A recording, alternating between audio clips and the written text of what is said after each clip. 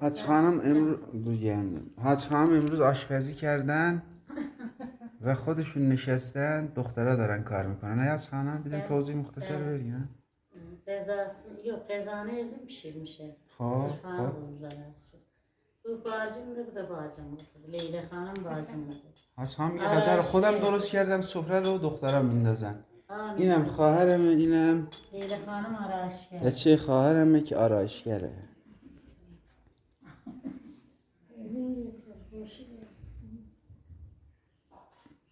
Evet ne millet. Halmaliz vardır elhamdülillah. Selamet et. Doğru sözüdür. Çok çok hoş gelmişiz. İnşallah teziliz hoşluğuna gelsin. İnşallah senin de. Biz Nuşaba Hanım.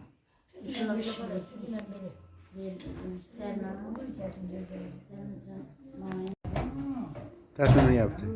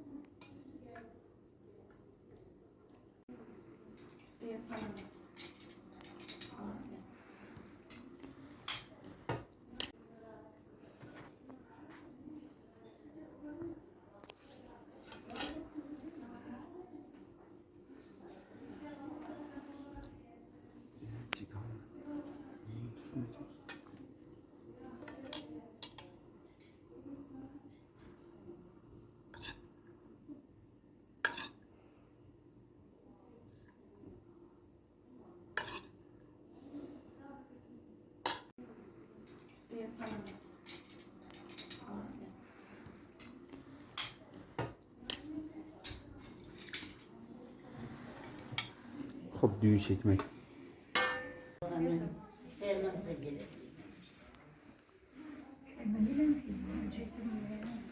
Siyara xala nə verirlər? 2 dəqiqə bizlə danış bir dəqiqə. Halın necədir? Yaşıyorum, yaman değilim. Oruç namazın qəbul olsun. Allah senin kömeğin olsun. Kaç gözü kayar bu olan. Olan seni getirsin.